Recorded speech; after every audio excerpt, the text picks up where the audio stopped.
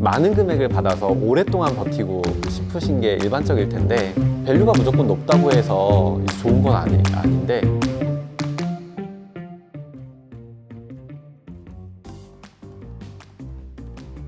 안녕하세요. 저는 소풍벤처스 투자본부에서 파트너로 일하고 있는 이학종이라고 합니다.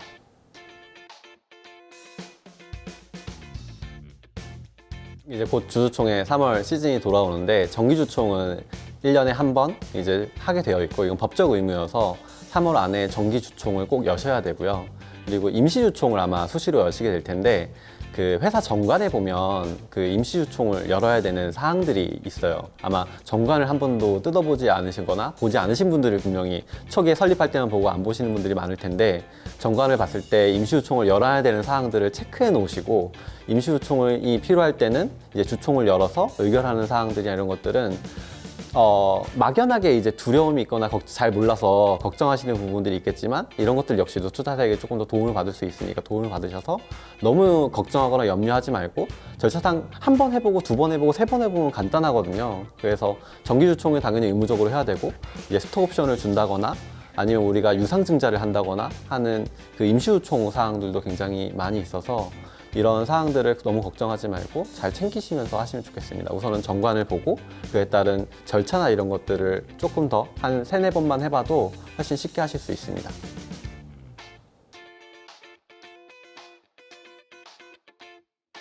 주주라고 하면 뭔가 주주로서 의사에 대한 개입을 하고 뭔가 간섭을 하고 이런 것들을 대표님이 또 걱정이 돼서 얘기를 잘 안 하는 때도 계시는데, 사실 초기일수록 주주를 어떻게 활용하느냐도 굉장히 중요합니다. 보면은 그 주주들이라고 하는 투자사들 경우가 되게 많을 것 같은데, 기본적으로 사업적인 부분에 있어서는 대표님이 훨씬 더 잘하시고 인프라도 많겠지만, 그 외에 투자적인 부분들이나 아니면은 내가 그 네트워크로 갖고 있지 않은 다른 네트워크로 가지고 있을 수 있는 확률도 높아서, 오히려 주주들 중에 우리 사업적으로 필요한 주주들을 구성하고 그 주주들을 활용해서 네트워크를 어떻게 활용할지를 많이 고민해 보시는 게 초기에 많이 하면 할수록 회사에 도움이 많이 될 거라고 생각합니다. 주주를 너무 어려워하지 마시고, 오히려 내가 써먹을 수 있는 사람들이라고, 간섭하는 사람들이 아니라 내가 써먹을 수 있는 사람들이라고 생각해 주시면 훨씬 더 편하게 다가갈 수 있으니까, 그렇게 잘 써먹으시면 좋을 것 같습니다. 잘 써먹으시는 분들은 굉장히 잘 써먹고, 못 쓰는 사람들은 한없이 못 써요. 그래서 무엇보다 잘 쓰셔야지 회사에 훨씬 더 이롭기 때문에, 그리고 대표님에게 도움이 되고 하기 때문에 잘 쓰시길 바랍니다. 그 투자 전과 후가 다를 텐데, 투자 전에 투자사한테 뭔가를 요청하거나 요구한다는 건 현실적으로 어려울 것 같아요. 왜냐면 투자를 하지 않은 사람에게, 우리 주주가 아닌 상황에 뭔가를 요구하는 건 어렵고, 그 투자 후에 이제 주주가 된 상황에서는 사실 대표님이 뭔가를 고민해가지고 이거 도움 줄 수 있나 없나 이런 걸 판단하지 않으셔도 돼요. 왜냐면 한 배를 타고 있기 때문에 우선 일단은 던지고, 해줄 수 있는지 없는지, 그러니까 해줄 수 없는 거는 해줄 수 없다라고 표현하실 거기 때문에 일단은 던져서 도움을 구하고, 그 한계점을 잡지 않고 도와달라고 하면 어떤 방식으로 뭐 내가 하지 못하더라도 주변의 인맥을 활용해서 도움을 드리거나 하니까, 오히려 대표님이 사전에 먼저 이거 도움 줄 수 있나 없나를 판단하지 마시고 일단은 던져서 이제 하시면 좋을 것 같고, 투자사들마다 조금 성향은 조금씩 달라가지고 그걸 굉장히 귀찮아 하시는 분도 있고, 또 하나 던져주면 굉장히 적극적으로 찾아주시는 분도 있기 때문에, 그래서 이제 아까 주주 구성도 그런 것도 좀 봐야 돼요. 나는 도움을 더 받고 싶으면 오히려 잘 도와줄 것 같은 사람들 중심으로 좀 더 주주 구성을 하는 게 좋을 것 같습니다. 이제 구주라고 하면은 이제 보통은 대표님들이 가진 구주를 정리하거나 아니면은 뭔가 매각하거나 할 수 있냐라고 생각하실 수도 있는데, 이제 그 대표님들이 가진 지분은 사실은 매각하기가 굉장히 어렵습니다. 왜냐하면 M&A를 하거나 회사를 매각하지 않는 한 이해관계인으로 투자 계약서에 다 묶여 있기 때문에, 대표 구주를 일부 떼가지고 매각해서 캐시를 확보한다거나 하는 건 동의를 다 받아야 되는 사항이라서, 현실적으로 그거는 좀 어렵지 않을까, 주주가 늘면 늘수록 하고, 그 대신에 이제 매각하는 M&A가 될 때는 대표자 구주를 매각할 수 있고요.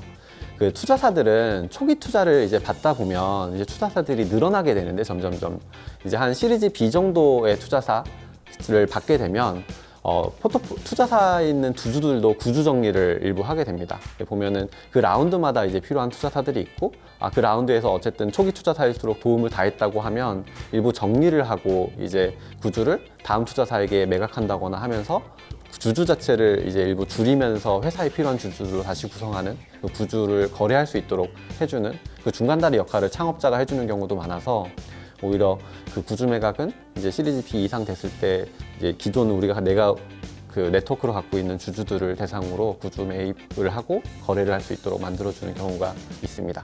투자사들도 이제 그 정도 돼야지 매각하고 거래하는 경우들이 생기고요. 아마 투자를 받으시면 내가 어쨌든 아까 많은 금액을 받아서 오랫동안 버티고 싶으신 게 일반적일 텐데, 사실 투자를 보통 받을 때 한 라운드당 뭐 시드든 시리즈 A든 시리즈 B든 그 라운드당 예전에는 한 1년 6개월 정도의 텀을 잡고선 라운드를 돌았어요. 내가 한번 투자 받으면 한 1년 6개월은 버틸 수 있는 자금을 받고 사용할 수 있는 자금을 받아서 운용했었는데, 최근에 약간 트렌드는 투자 라운드가 굉장히 짧아져가지고 6개월 안에도 투자 받는 경우가 굉장히 많고, 그 텀 자체를 짧게 잡아서 성과를 만들어서 아까 얘기했던 내가 성장하는 방향에 속도를 더 빨리 내고 성장하는 로드맵에 있어 설득할 수 있으면 텀을 굉장히 짧게 받아서 투자 라운드를 짧게 나가는 경우, 한 6개월 정도씩 짧게 잡는 경우도 생겨나고 있어서, 오히려 그거는 나의 성장 속도, 나의 스타일, 나의 그 재무 플랜에 따라서 달리할 수 있지 않을까 싶습니다.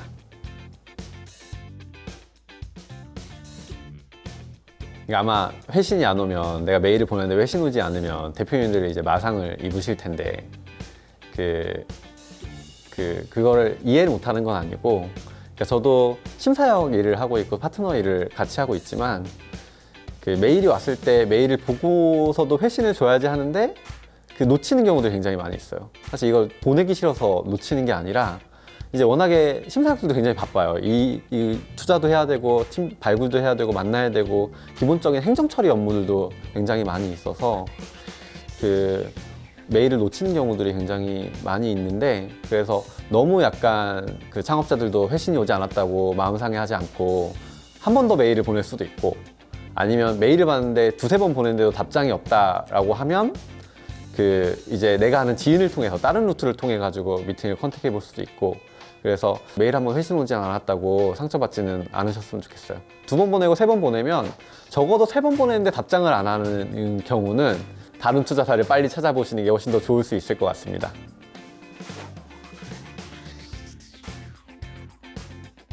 보통 기업 가치를 높일 수 있는 경우가 있고 기업 가치를 못 높이는 경우들이 있는데, 이제 보통 투자사가 오버부킹 되면은 기업 가치를 높여서 조금 더 받을 수 있으면 받자라는 기본 기조를 갖는 게 조금 더 좋을 수는 있어요.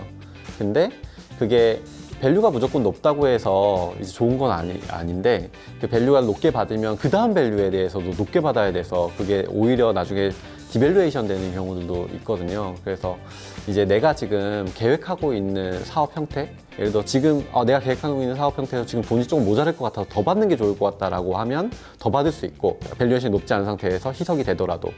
근데 지금 말고 한 텀을 더 가져가서 다음 라운드를 뛸 때 조금 더 높은 밸류에이션을 받는 게 좋겠다라고 하면, 오히려 지금은 조금 더 적게 받고 다음 밸류에이션을 좀 높여서 조금 더 많은 금액을 투자받는 게 좋을 것 같아요. 이거는 사업의 형태나 사업의 지금 단계나 이런 거에 따라 다른데, 그 팀들마다 당장 많은 밸류에이션을 받는 게 꼭 좋다 나쁘다를 얘기하기는 어려울 것 같아요. 하지만 그럼에도 불구하고 투자사가 오버부킹 되면 조금 더 높여서 조금 더 많이 받는 거는 조금 더 좋을 것 같다라는 생각을 합니다.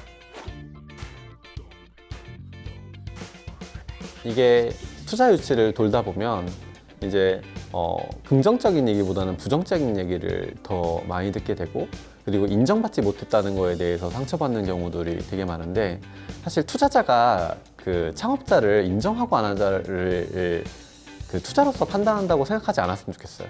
오히려 투자사가 보는 관점은 VC가 보는 관점들이 또 있거든요. 그 나름대로의 관점들이.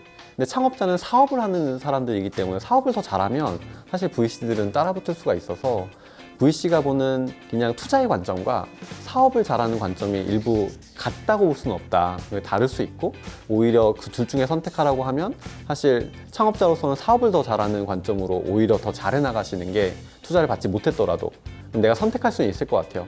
내가 지금 당장은 받지 못하더라도 사업을 더 잘해서 나중에 VC를 줄 세우겠다라는 생각도 할 수 있으니까 너무 상처받지 마시고 투자 라운드 도는왕이 너무 스트레스 받지 마시고 잘 마칠 수 있었으면 좋겠습니다. 안녕하세요. 저는 왜 안 되지? 네, 소풍 벤처스. 카메라는 역시 울렁증이 있네요.